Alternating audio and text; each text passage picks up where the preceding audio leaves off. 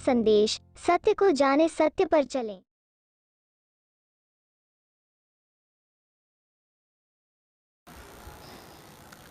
गुरु जी चलो।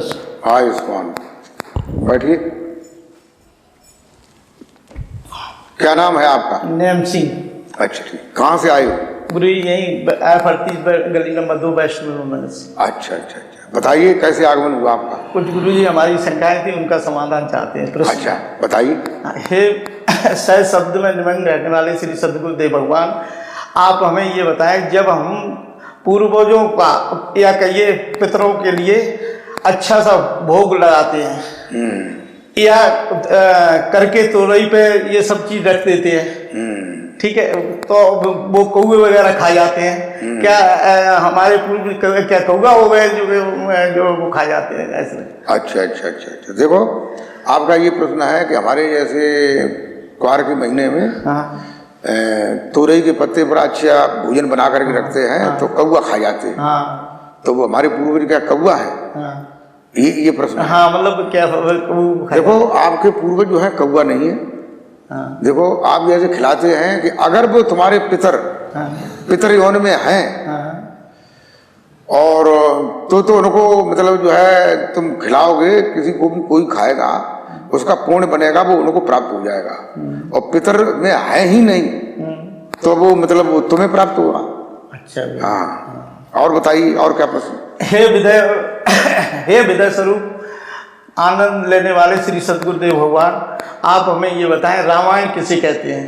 अच्छा अच्छा, आपका ये प्रश्न है कि रामायण किसे कहते हैं। देखो रामायण शब्द जो है वो दो शब्दों से मिलकर बना है। एक शब्द है राम, दूसरा शब्द है ऐण। ऐण माने घर, यानी राम का घर। राम का घर कहाँ है? राम का घर हमारे हृदय में है। ठीक है। ठीक है। तो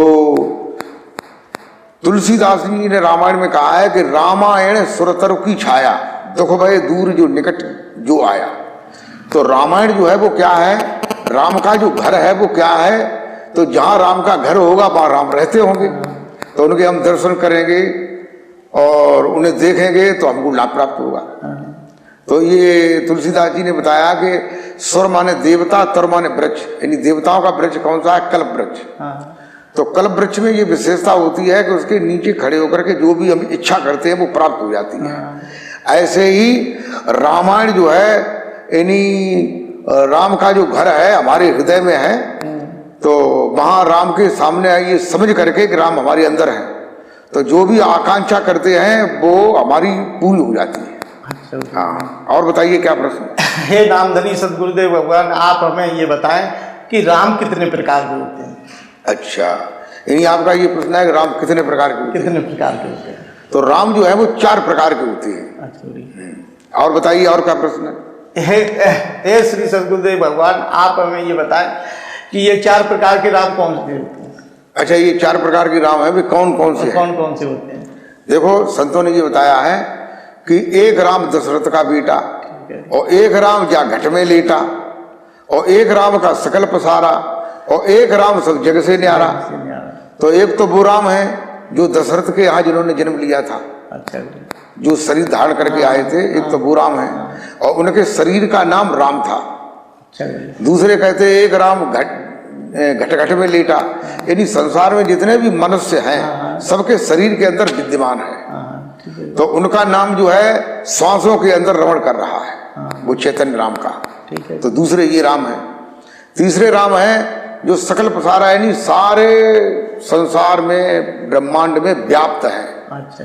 जैसे दूध में जैसे मक्खन व्याप्त होता है, ऐसे ही वो व्याप्त हैं, और उनका नाम जो है वो शरीर की हद के ऊपर सारे ब्रह्मांड में जो है सतलोक तक वो नाम जो है सुनाई देता है और होता रहता है, जिसे निरक्षर और सहज शब्द कहते हैं। अच्छा अच्छा अच्छा। और चौथा राम जो है ये कहते हैं जो सब जग से न्यारा।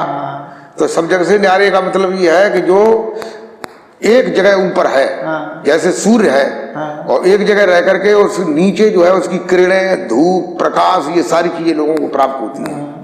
ऐसे ही उनका नाम है, नाम जो है वो क्या है? सार शब्द है।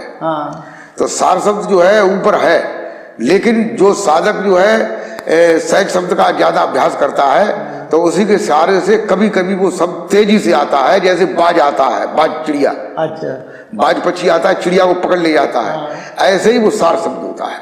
अच्छा कहते हैं सार शब्द जब आवे हाथा, सकल काल तब नावे माथा।